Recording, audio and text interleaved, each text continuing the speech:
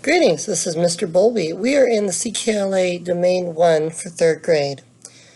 In the Wind and the Willows. Lesson 3, The Open Road. What have we already learned? Well, to remind you that we have in previous lessons learned about the literary tool of perspective. See, literary tools include dialogue, narration, and perspective. Dialogue. What is it? What distinguishes narration from dialogue? What is perspective in fictional stories? And from whose perspective was the last read aloud told?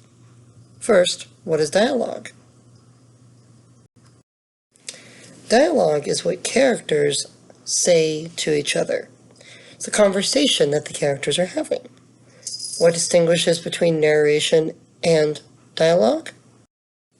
Quotation marks. So when you see quotation marks around something in a story, you know that a character is saying something. What is perspective in fictional stories? A character's experiences, actions, and thoughts through which the story is told. The perspectives can change throughout the story, as we will see. From whose perspective was the last read aloud told? Noel's. Very good. Themes in The Wind and the Willows. We're going to talk a lot about themes. What is a theme?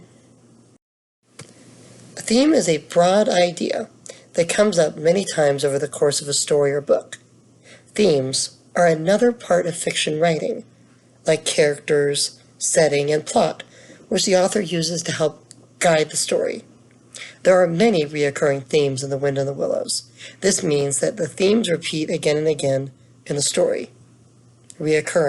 Repeating over and over again. Some of these reoccurring themes are friendship or loyalty, responsibility, and irresponsibility. So what does friendship mean to you? How have you seen friendship in The Wind and the Willows? Remember the phrase, let bygones be bygones. We saw how Mole and Rat treated each other as they got to know each other and became friends. We saw how Rat was easy and quick to forgive Mole for toppling over the boat. Let bygones be bygones. Let it go, kind of thing. What does it mean to be loyal? Loyal. Well, when someone is loyal, that means that they stay faithful and committed to something or someone no matter what. They remain with them. They don't shy away. When the going gets tough, they don't get going. They stick with the person or the commitment that they made. They stay faithful. They stay loyal. They stay loyal to the team, the soccer team that they're on, even if the soccer team isn't doing well that season. They stay loyal to getting committed to making good grades or doing well on a test, or loyal to a friend when they're going through rough times. That's what it means. The themes of responsibility and irresponsibility also appear throughout The Wind and the Willows. What does it mean to be a responsible person? Someone who takes care of things he or she is supposed to. A responsible person does good work and can be trusted and depended on to do the right thing. You have a choice to make. You can choose to do the right thing and be responsible, or you can choose to do the wrong thing and be irresponsible. Which brings us to the question, what do you think irresponsibility is? The IR is a prefix, meaning not, that makes the word irresponsibility an antonym, or opposite of the word responsibility. So irresponsibility means to not have any sense of responsibility. An irresponsible person is someone who does not think carefully enough about his or her actions and does not consider the possible consequences. So you're going to make predictions about this read aloud. The title of this chapter is The Open Road. So predict what happens in this read aloud. Think about it for a moment. And here again is a picture of our countryside. The countryside where all of our characters live. We've met Rat and Mole, and we've seen Toad and Otter. And we'll be in a lot of different places throughout the next several lessons. Again, here's our pictures. I keep putting this in here because they're just darn cute. Not so sure I'd want them in my yard, especially not the mole, but still, they're cute. What is personification? There's a word that we hear a lot in these stories, because personification is very important to know. When an animal or thing in a story behaves or is described like a person, it is called personification. When an animal or thing is given the characteristics of a person, such as talking, wearing, clothing, etc. Okay.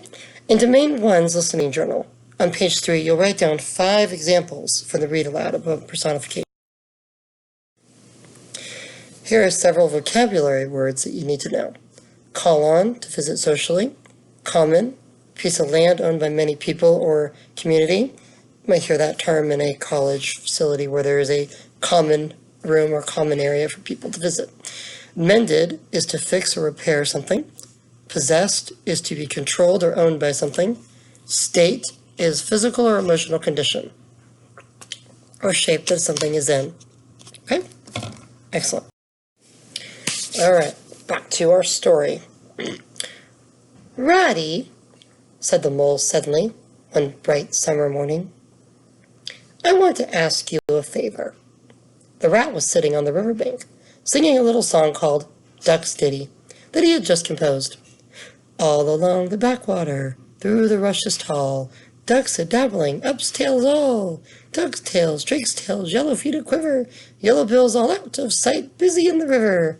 Everyone for what he likes. We like to be heads down, tails up, dabbling free. I don't know if I like that song, Rat, said the mole cautiously. Nor do the ducks, replied the rat. Ratty, began the mole again, what I wanted to ask you was, won't you take me to call on Mr. Toad? I've heard so much about him. Why, certainly, said the good-natured rat. Get the boat out. It's never a wrong time to call on Toad. He must be a very nice animal, observed the mole, as he got into the boat and took the sculls.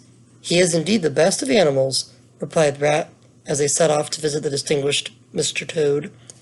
Before long, as they were rounding a bend in the river, they came in the sight of an elegant old red brick house, with well-kept lawns reaching down to the water's edge. There's Toad Hall, said the rat, and that creek on the left, where the notice board says, Private, leads to his boathouse, where we'll leave the boat. The stables are over there to the right. That's the banqueting hall you're looking at now. Toad is rich, you know. They glided up the creek and into the shadow of the large boathouse. There they disembarked and went in search of Toad. They found Toad resting in the wicker garden chair, with a large map spread out on his knees. Hooray! He cried, jumping up in his seat upon seeing them. This is splendid! He took the paws of both of them warmly. I was just going to send a boat down the river for you, Ratty. I need your help, said Toad. It's about your rowing, I suppose, said the rat. Oh, pooh, boating, interrupted Toad. I've given that up.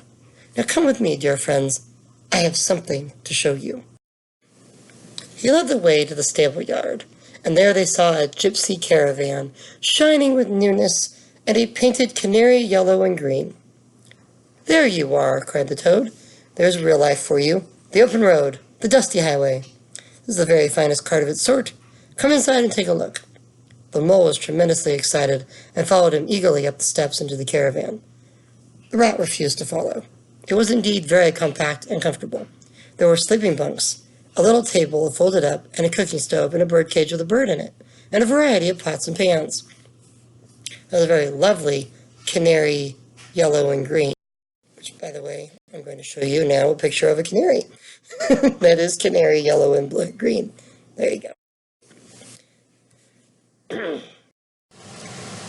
All complete, said Toad triumphantly, pulling an open cupboard to reveal the variety of tasty treats. We are ready to set off this afternoon. I beg your pardon, said the rat slowly, but did I overhear you say something about we, and set off, and this afternoon? Now, Ratty, said Toad, don't begin talking in that sniffy sort of way. I can't manage without you. You surely don't mean to stick to your dull old river all your life. I'm not coming, said the rat, and I'm going to stick to my old river. And what's more, Mole's going to stick to me. Aren't you, Mole? Of course I am, said the mole, loyally. All the same, it sounds as if it might have been fun, he added wistfully. The rat saw that the mole was disappointed. He hated disappointing people. Toad was watching both of them closely. Come along in and have some lunch, he said diplomatically, and we'll talk it over. We didn't decide anything in a hurry. During luncheon, Toad spoke enthusiastically of all the joys of the open road, so much so that the mole could hardly sit still in his chair. Before long, unable to disappoint his friends, the rat had agreed to go. Before we move on to the next slide of the story, just notice up at the top where Rat is repeating Toad's words. You'll notice the quotation marks around we and set off in this afternoon. See, Rat already has quotation marks around what he is saying. They're double quotations. But because he is quoting another character in the story, the quotation is also quoted. So the words that Toad is saying are quoted in the quotation that Rat is saying. I know that might seem confusing, but you'll see that again and again when a character is saying something, repeating exact words that came out of another character's mouth. They're quoted in that way. At any rate, let's move on. When they were ready, Toad led his companions to the paddock to capture the old gray horse. For his part, the old gray horse did not want to be captured. Eventually, though, the horse was caught and harnessed, and they set off. It was a golden afternoon. The smell of the dust as they kicked up was rich and satisfying.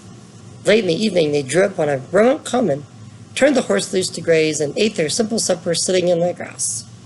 At last, they turned into their bunks in the cart. The Toad sleepily said, Well, good night, you fellows. This is a real life for a gentleman. After so much open air, the Toad slept very soundly, and no amount of shaking could rouse him the next morning. So the Mole and Rat set to work.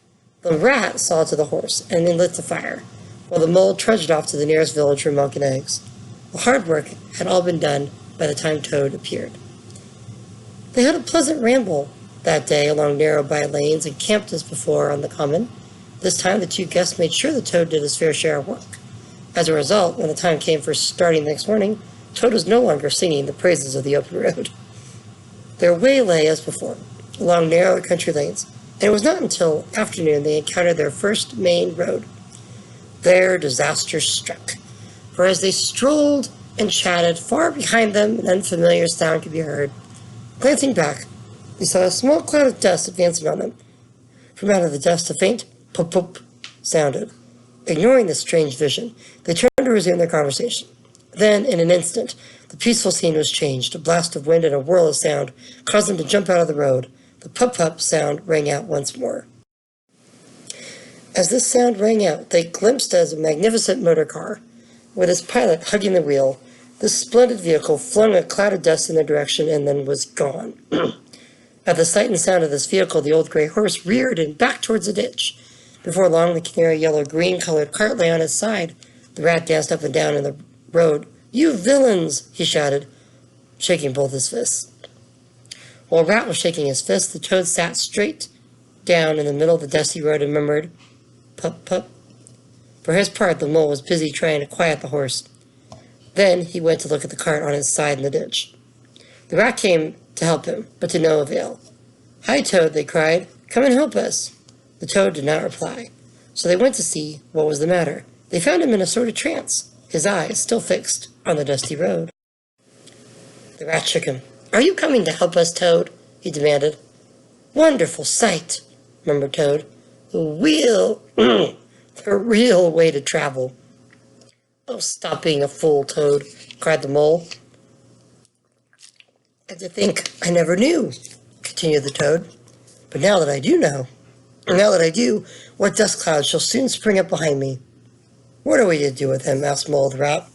Nothing at all, replied Rat firmly. You see, I know him too well. He is now possessed. Never mind him. Let's go and see what there is to be done about the cart. A careful inspection showed them the cart was in a hopeless state. The Rat knotted the horse's reins over his back and took him by the head, carrying the birdcage on the other hand. Come on, he said grimly to the Mole. It's 5 or 6 miles to the nearest town. We shall just have to walk. But what about Toad? Asked Mole anxiously. Oh, bother Toad, said the Rat. I'm done with him. They had not proceeded very far on their way, however, when there was a pattering of feet behind them, and Toad caught them up. Now look here, Toad, said Rat sharply. As soon as we get to town, you'll have to go straight to the police station to lodge a complaint. Then you'll have to make arrangements to have the cart mended. Police station? Complaint? Murmured Toad. Me complain of that heavenly vision that saved me? Mend the cart? I'm done with carts forever. The Rat turned from him in despair. You see, he said to the Mole, addressing him across Toad's head, he is quite hopeless. On reaching the town, they left the horse at the stable, gave what directions they could about the cart. They went home by the train and escorted Toad to his house. Then they got out of their boat from the boathouse and set off for home. The following evening, the Mole was sitting on the bank fishing, when the Rat, who had been chatting to friends, came strolling along to find him. Heard the news? He said. Toad went up to town and ordered a large, very expensive motor car. So were your predictions correct? What examples of personification did you hear? What causes the caravan to crash in our story? A speedy motor car driven by the reckless driver caused the horse to rear back the caravan into a ditch. And what are themes? Well, themes are broad ideas that come up many times over the course of a story or book. Why do authors use themes? To help guide the story. How do characters demonstrate the themes of friendship, loyalty, responsibility, and irresponsibility in today's read aloud? That's a loaded question you may need to think about for a minute. Always feel free to pause in between, because I will go pretty fast.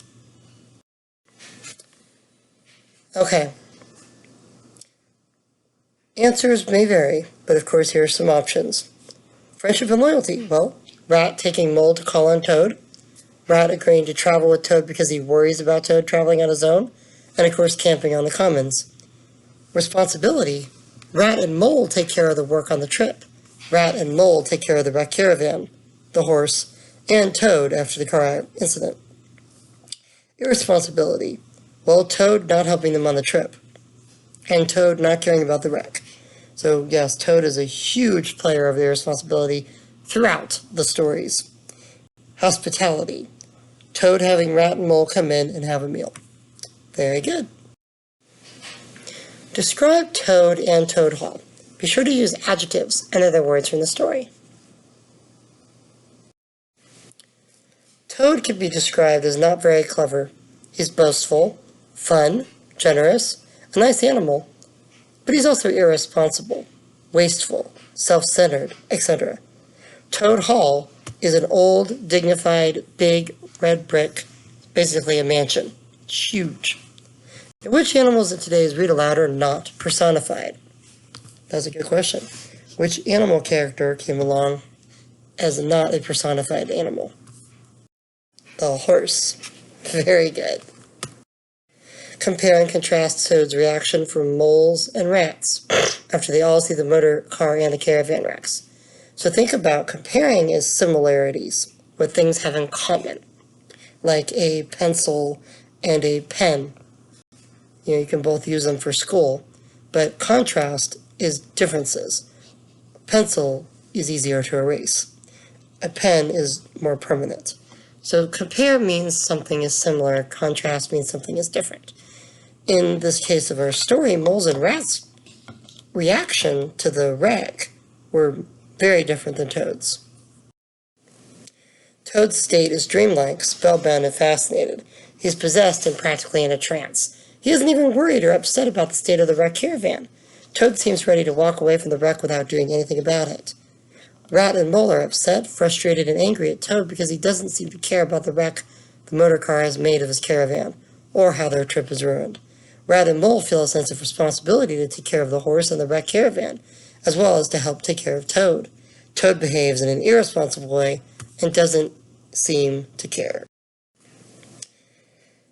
Now this is in class. We are going to have a question, answer, think, pair, share opportunity. So I'll give you a minute to think about the question, and then turn to your neighbor and then discuss the question, and then call in several to answer. In the story, what does Toad think about motor cars? What clues in the story tell you what Toad thinks and what he might be planning to do next? So in this instance, think about it for yourself for a moment, then turn and talk to your neighbor, and we'll call on a few people to answer. Or you can write this down if you're doing this at home. Write down an answer as well. Here are some options. Toad thinks the motor cars are amazing and a real way to travel. He acts like he's in a trance and keeps making pup sounds. He likes the idea of how fast they can go and says it's a real way to travel. It's likely Toad is planning to get his own motor car because he doesn't seem to care about telling the police about the accident or about having the caravan mended. And of course we learned at the end of the story that he went and purchased one, so. Word of the week, word of this lesson is the word state. In the read aloud you heard, a careful inspection showed them the car was in a hopeless state. Now the word state can mean a number of things. It can be a noun or a verb. As a noun, state has several meanings. The way it is used in today's read aloud, state means physical or emotional shape or condition something is in. Can you think of any other meaning of the word state? How about a state in the United States? The word state refers to other countries or governments. As a verb, state also means to express something in words or declare something like a law. Today we're going to focus on the word state as it is used in today's read aloud, to mean condition something is in. The state of the kitchen floor was filthy after Zeus, our dog, came running into the back door of the house after rolling in the mud puddle. Can you come up with a sentence that uses the word state to mean the condition of something? Be sure to use the word state. So make a complete sentence. The state of was, I was in the state of because, and think about the part of speech the word state is in this read aloud. You can feel free to write that down in your notebook as well for making the complete sentence. Very good. Here's a making sentence activity you can do. I'm going to read several sentences that describe or state condition. And you have to come up with a sentence using that initial sentence. You spent hours cleaning your bedroom and it looks fantastic. Describe the state of your bedroom. You'll start with, the state of my bedroom is. Okay? Henrietta just won the lottery. What kind of state is Henrietta in? Henrietta is in a state of, and you have to complete the sentence. A hurricane caused flooding in the town. What kind of state is the town in? The town is in the state of, it helps to know the definition that we're looking for of state in this instance, because you could get easily confused with the word state referring to an actual location instead of the condition of the hurricane leaving the town. So the hurricane left the state in a horrid, wretched condition in that sense. Okay? The riverboat is approaching the rapids. What kind of state is the riverboat in? The riverboat is in the state. What kind of state are the people in the riverboat in? The archaeologists discovered a previously undiscovered tomb complete with mummy and artifacts. What kind of state are the mummy and artifacts in? Your school clothes just came out of the washer and dryer. What kind of state are your clothes in? Very good. Now here's an activity you could do in class, if we wanted to. We had 7 image cards, 17 to 21, to sequence or retell the Open Road chapter of Classic Tales. In this case, if we were in class, we would distribute those image cards to 6 volunteer students, then have them stand in front of class in a line facing the remaining students. Students raising their cards so the remaining students can easily see them. Then the class will vote to sequence the cards in proper chronological order, matching the plot of the Open Road. For example, we'll choose 2 cards by having students hold those cards to make 2 steps forward from the line. Pointing to the cards, ask the remaining students how many think this card comes before or after this card. And then you'll sequence the order of events. After all of that, you figure out if they are in the correct order. Retell the story using the temporal languages like first, next, then, finally. What came first? What came next? And then finally. Last, ask students to identify which card or cards belong to the beginning, the middle, and the end of the plot. Okay, this is a themes chart you'll pull out of your workbook to keep and continue to add to as we read the rest of the lessons and the rest of the stories of The Wind and the Willows. You're going to have plenty to add to it. Friendship and loyalty, hospitality, responsibility, and irresponsibility are our main 4 themes. So as we read throughout the next lessons to come, you'll want to add to this chart. So hold on to it. Now, this is your listening journal. This is where you'll write down 5 things that humans can do. The word personification means that an author gives the animals or things in a story the ability to do things only humans can do. So here you're going to give 5 examples of personification in the read aloud. So 5 things that only animals can do. Okay? I'll leave that to you. This is the end of this lesson 3 of Wind in the Willows. See you in the next lesson. Thank you.